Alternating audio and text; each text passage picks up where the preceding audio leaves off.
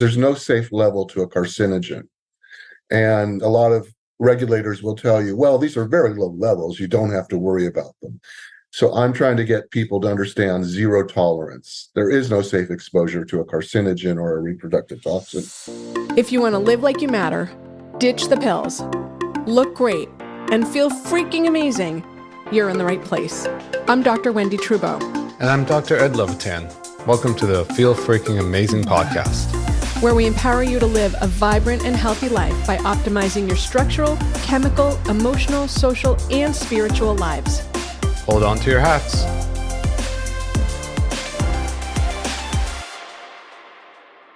Welcome to this episode of the Feel Freaking Amazing podcast. I'm Wendy Trudeau. Look, our fearless leader, Ed Levitan, is here today. And today we have David Steinman on the podcast. He is the best-selling author of the forthcoming book, Raising Healthy Kids, How to Protect Your Children from the Hidden Chemical Toxins in Our Everyday Lives.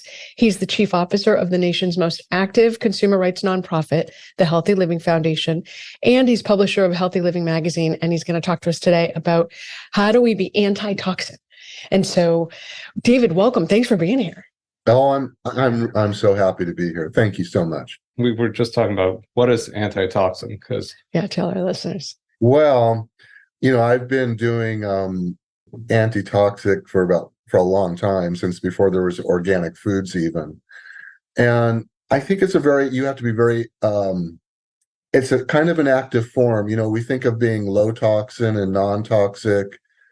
But I think antitoxic is kind of searching out how to do things a little better. Just to give you an example, say you're buying a hose for your garden, right?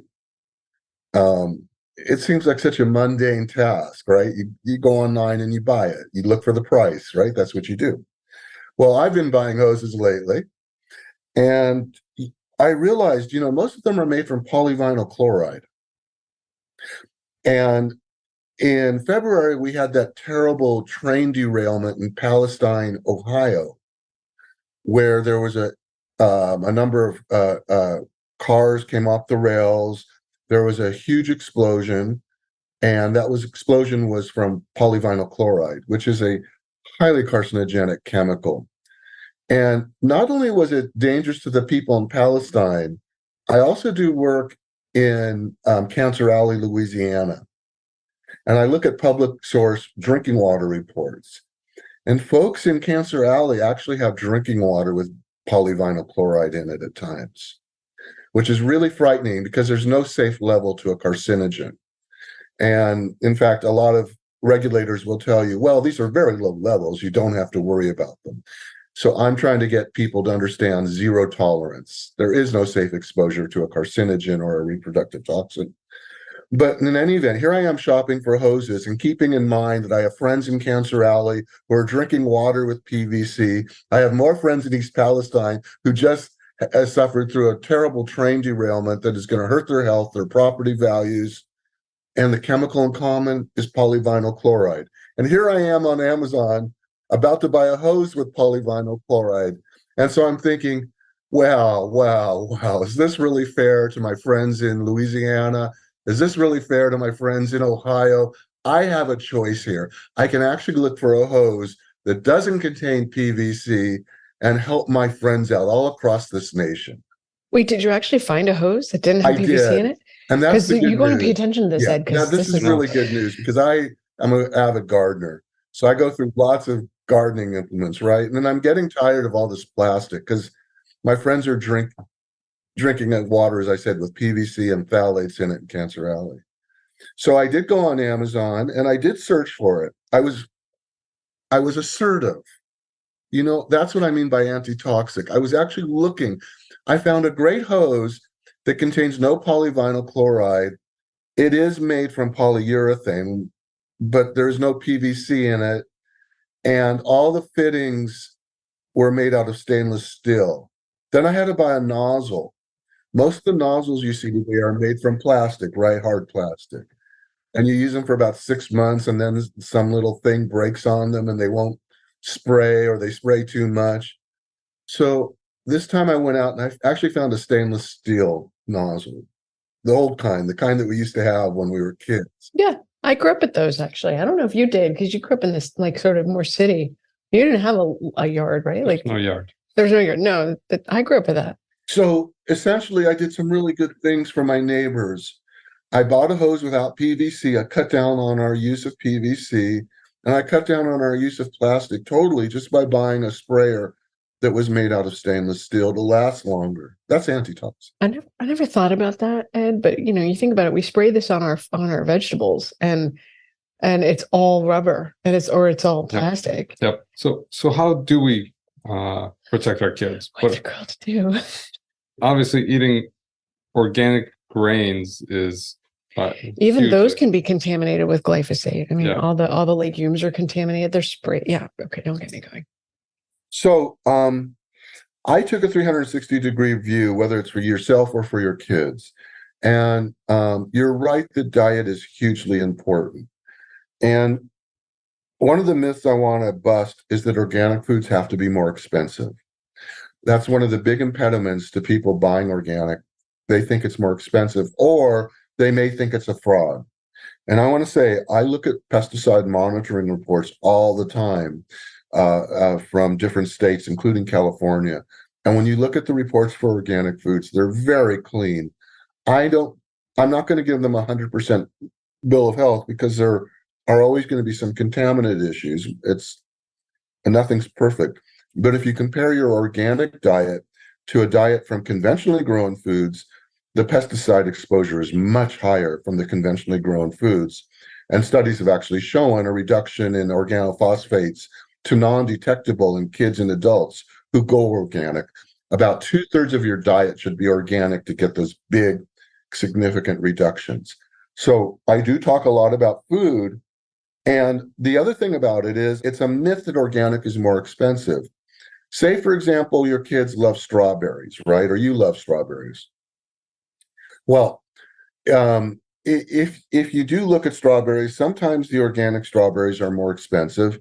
But if you look for like a 3-pound bag of frozen organic strawberries, and you get some non-fat yogurt, that's a really good dessert, and it's totally non-toxic. The non-fat yogurt is a good choice because most of the harmful pesticides in dairy foods accumulate in the fatty portions.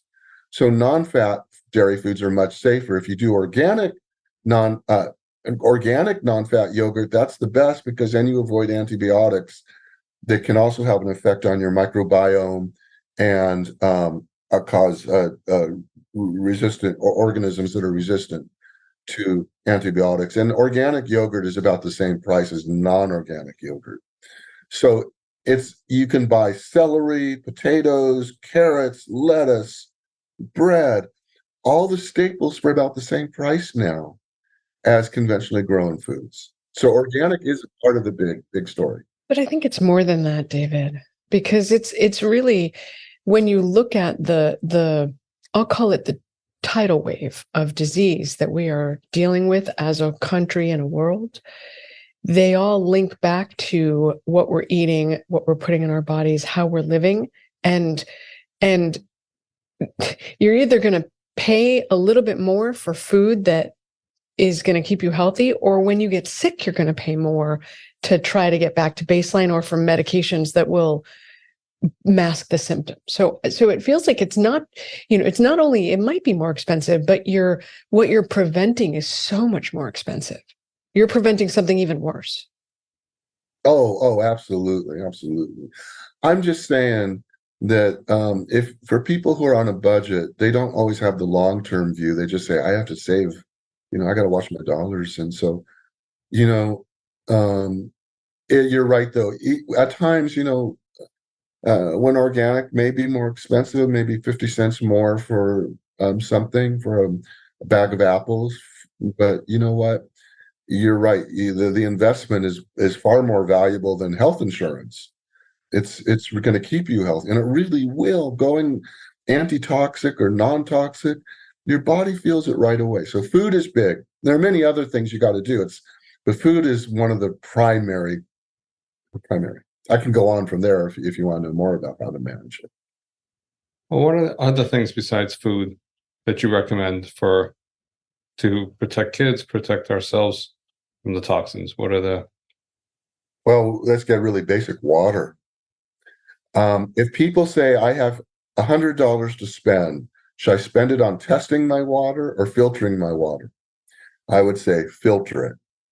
Now, if they say I only have $35 to spend, I would say filter it and you can really do it. What I'm trying to point out is that most of the water in the United States today has carcinogens. Some of them are intentionally added because the water has to be chlorinated and disinfected. And when water has a lot of organic matter and you add chlorine to it, it can form chloramines, trihalomethanes, and other disinfectant byproducts that do cause cancer. They also kill the bacteria and viruses, but that alone is a reason to filter your water. However, we have to pause there right there, David. Wait. Okay, so would you like a bacterial infection or cancer? You choose. One's going to kill you quickly and one's going to kill you slowly. You pick. But more than that, I don't know if you read this study back in 1989. There was a study done that showed that air and water quality were directly linked to 1 in every 6 deaths. That, and we're from Boston, so that caught my eye because it's a Massachusetts study. And so it's really horrifying. And when we went through this whole thing, I was like, Ed, we got it. We're married, by the way. I don't know if you know that. I was like, we got to filter our water in the house. And we have relatively clean water. And it's horrifying when we change the filters. We have very clean water per United States. Per them patting themselves on the back. But, right, but it's when we change the terrible. filters, they're black. I mean, like full of crap. Right. It's crazy to watch. So yeah, big fan of filtering your water. No question. So the nation has only just begun testing drinking water supplies for forever chemicals, which are known as PFAS.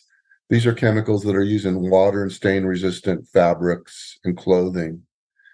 So even if you're on a budget, a little filter over your faucet, the end of your faucet, will give you about a 75 to 95% reduction in contaminants, depending on which contaminant it is. So filtering your water is also a hugely important, whether you want to have kids, are pregnant, and are older, because all those colorectal cancers, bladder cancers, they're coming from chlorination from, a lot of them are caused by contaminants in our drinking water. We have epidemiological studies that make that clear. So filtering your water would be the next. Food, water, we're really being basic here. And these are not expensive things to do. You can do these things on any budget. That's what I want people to know. Don't think you can't do this. We have to work on, the laws, but we have to be healthy to work on those laws. So that's why we have to take care of ourselves.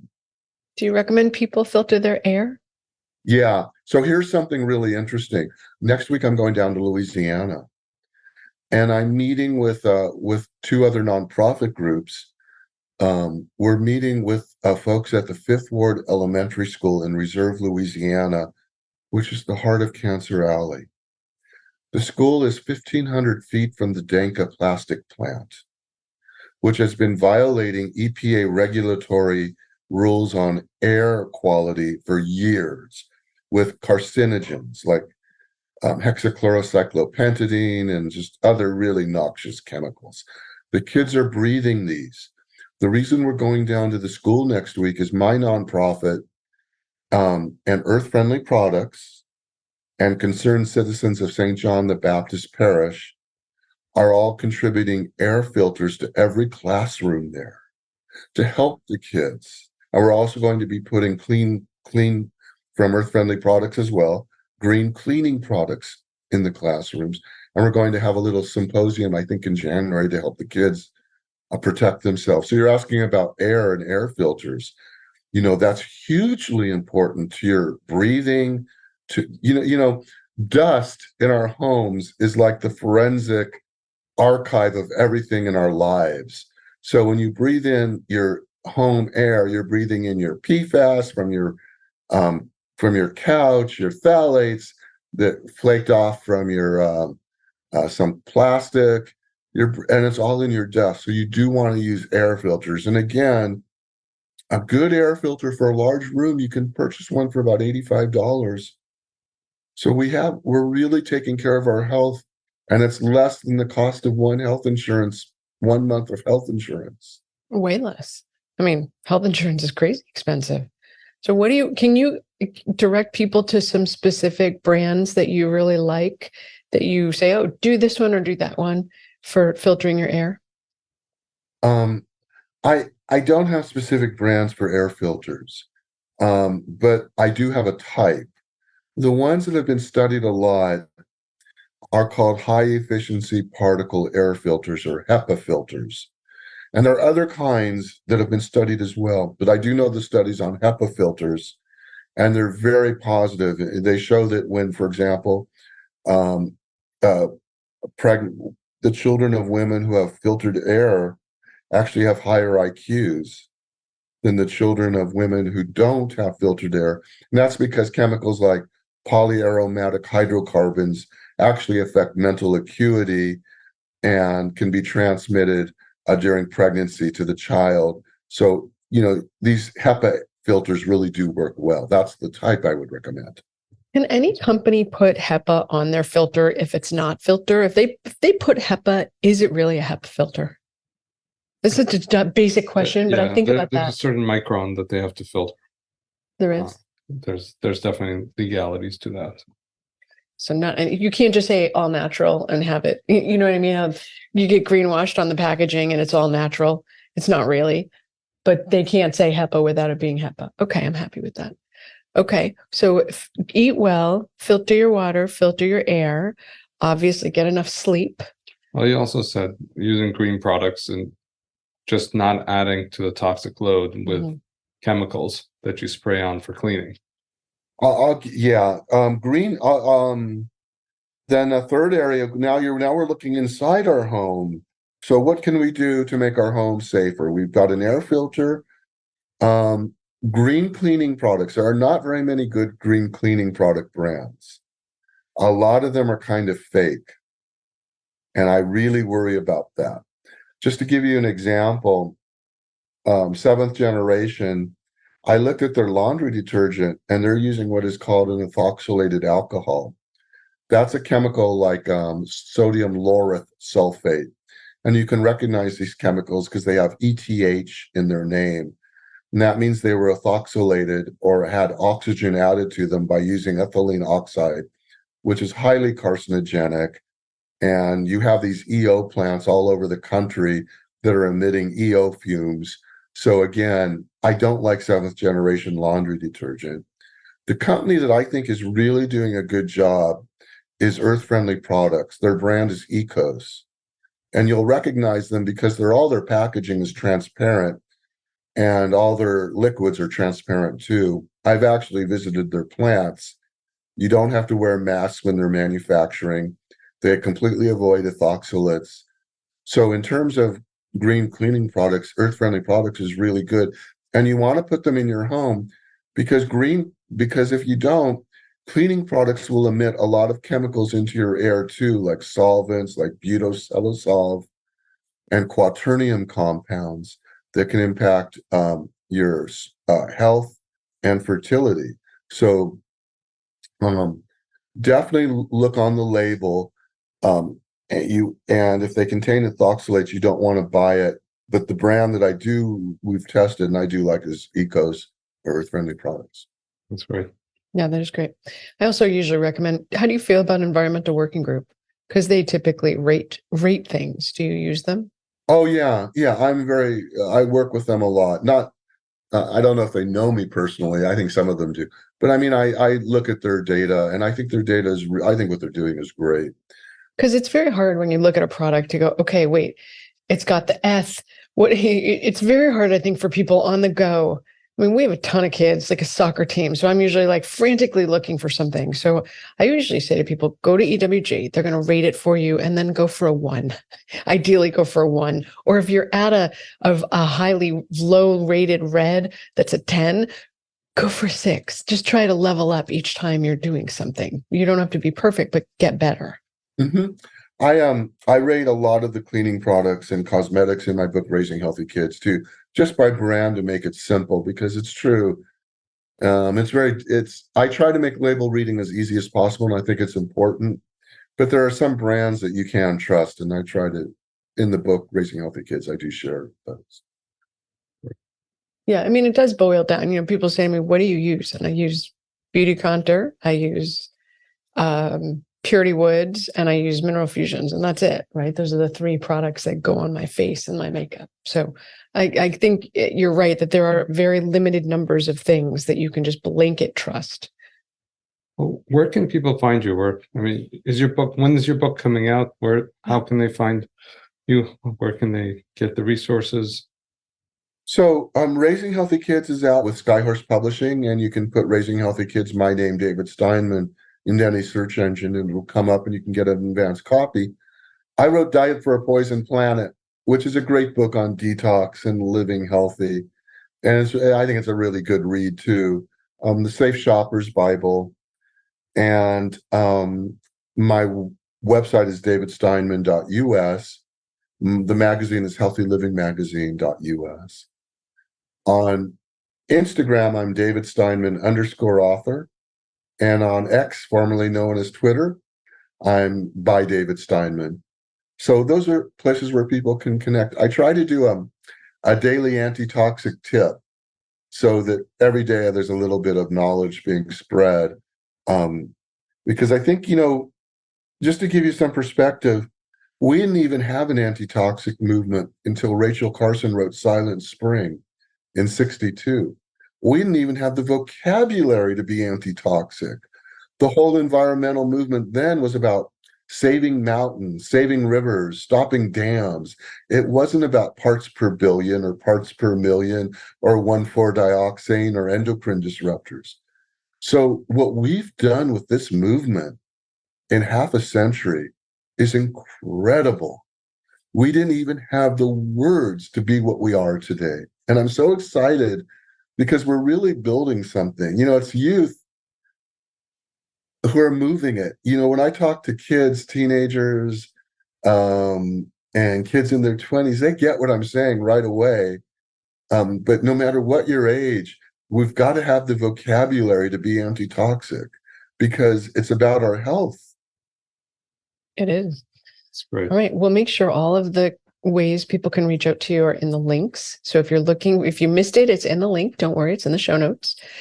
And David, this is amazing. This is what everyone needs to hear. So thank you for being here. And for the listeners, thanks for listening to another episode of the Feel Freaking Amazing podcast. And David, we can't wait to see the book when it comes out. And it's just fantastic. So thank you for being here. Thank you all. This was a great interview, and I really appreciate the opportunity. Were you inspired and empowered today? Don't forget to follow so we can help you keep transforming your health. Until next time.